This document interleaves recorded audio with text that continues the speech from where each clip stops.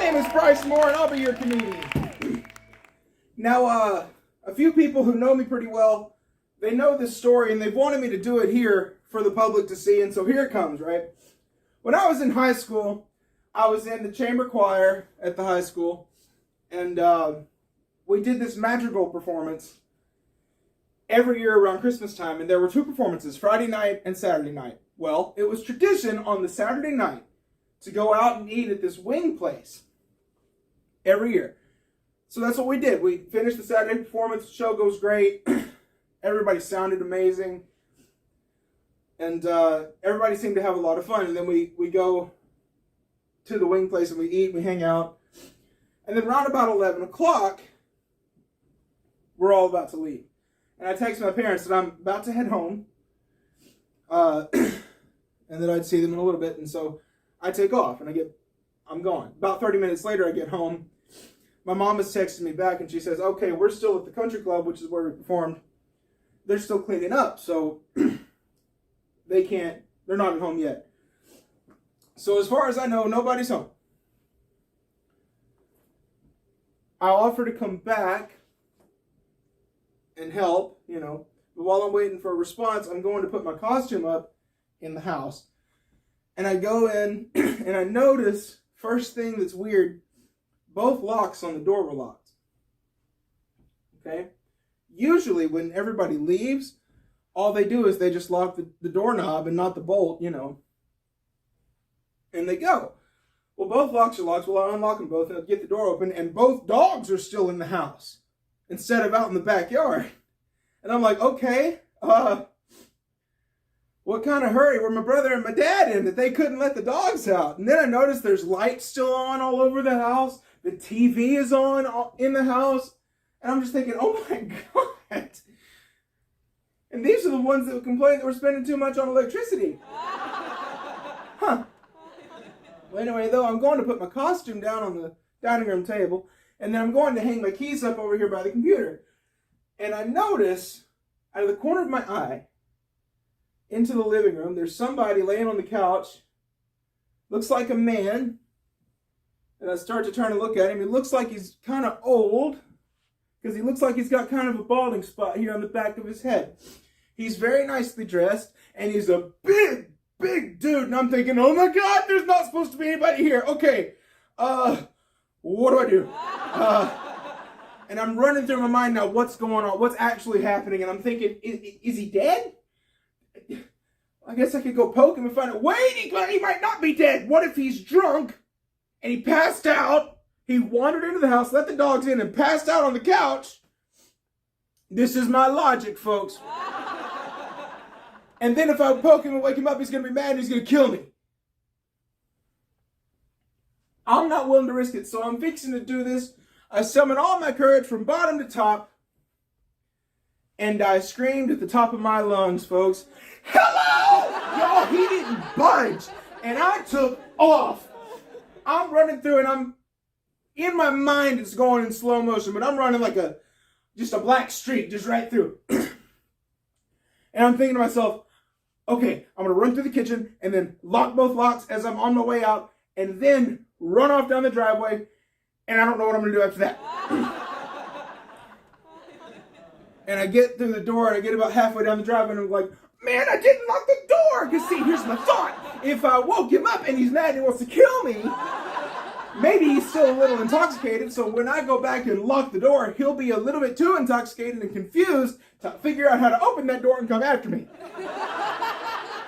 Once again, this is my logic. Take off down the driveway after I get the door locked. And I'm thinking to myself, it's the middle of the night. I'm wearing all black. And there is potentially a dead body on the inside of that house. This does not look good on my part. So I'm thinking to myself, okay, I got to do something. What do I have? What can I use? And I look down and I'm like, I have a phone! I have a cell phone! Who do I call? I can't call my parents. They're a half hour away. They can't get to me in time to help me. I can't call my cousin Tammy. She's an hour away. She really can't help me. And I can't call on any of my friends because all they're going to do is laugh and wish me luck. So I think about it for a second and I just go, you know what? I got it. 911. And now I'm all big and bad, right? I'm back here just going, yeah, come get me now. What you gonna do now? I got police on the way. That's right. 911 emergency services. What's your emergency? This is my mom. Now, ma'am, I'm gonna need you to calm down. Now, where did you say you were? 125 East Street. I'm sorry, where? Oh my God, are you trying to get me killed? So I just swore it way down for her, and it sounded about like this. 123 Lee Street. She tells me she's going to have police on the way. And so now, the whole time I'm on the phone with him, though, I'm walking down. Because I'm not hanging out at the house. Because, see, here's my logic now. Now I'm saying to myself, if this guy was drunk and passed out and now I woke him up, he's all mad, and so he's trying to figure out a way to break his way out of the house and come down here and kill me. Or if he's dead, then the killer is circling around the house, because this is what killers do. They stay at the scene of the crime. He's circling around the house. He's surely heard the disturbance by now, and he's looking for where I am to kill me to get rid of the witnesses. I tell the operator I'm on my way to my friend CJ's house because I'm walking down the sidewalk now. I say, I'm on my way to my friend CJ's house. He lives on the same street as me. I'll be able to see when police get here, and then I'll meet them. And then she says, you're going to need to be at the house when police arrive. So I just said, no, I'm not going to wait up there with a killer who might just slit my throat. I'm not doing it. Look, I'm going to stay at CJ's house and wait for the police. And when I see the police, I'll go outside and talk with them and we'll go from there. Well, she tells me that's going to be okay. So I go over to knock on CJ's door and I knock and nobody comes to the door. They're leaving me out to dry. Oh, God. Okay. So I take a couple looks around and just duck into his carport real quick. And now I'm peeking around the corner. Don't see anybody, pull myself back in and try to sit here and not be seen. Next thing I know, 2 police cars come speeding down Lee Street, just, and they stop right in front of my driveway.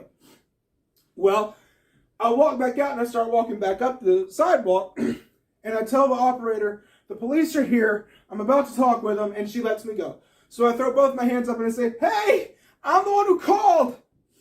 And now they're looking around with flashlights at different houses, and one of them looks at me and he says, which house is it? Gee, I wonder if it's the one with the 123 on the mailbox. They run up the driveway toward the door, and they're about to get to the door, and I'm like, wait. I locked the door. Can you guys, just bust in with a battering ram, or do I have to go unlock it? And one of the cops comes back, it's a male cop, comes back to me, and he says, you locked the door? He's got his pistol drawn, by the way. And I said, yeah. And he says, go unlock the door. And he points at it with his gun to intimidate me. Now I'm really scared. So I'll go up here and I'm unlocking the door, and my mind starts to wander while I'm in the middle of unlocking this door. I think back to that movie Batman Begins, where there's a guy with a couple police officers who have nice, shiny black pistols, and he's unlocking a door with potentially illegal type stuff on the other side of it. And then they shoot and kill him once he gets it open.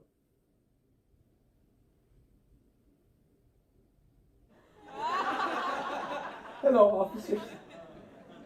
With a nice, shiny black pistol. Ooh.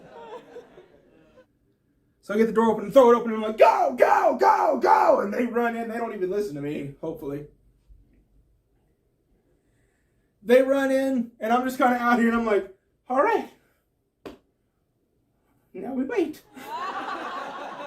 And they should just put him in handcuffs and bring him back out.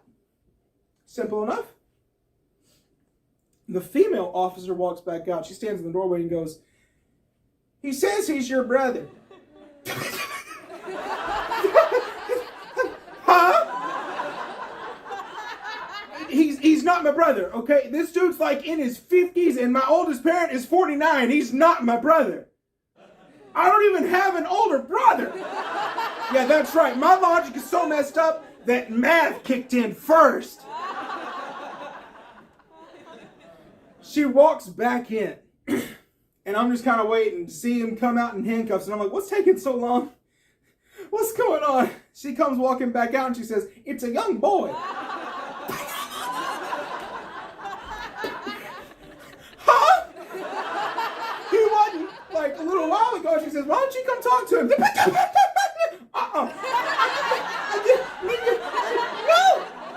Yeah, come on. And I'm like, I'm really hesitant to come and talk to him. She comes out and grabs me by the arm and just kind of leads me in. And I'm like, oh God, oh God. And my brother's sitting right there. He had his headphones plugged in and didn't hear me come in. That's it for this episode of Band Up Comedy. Thank you very much for watching. God bless you. I'll see you again next time.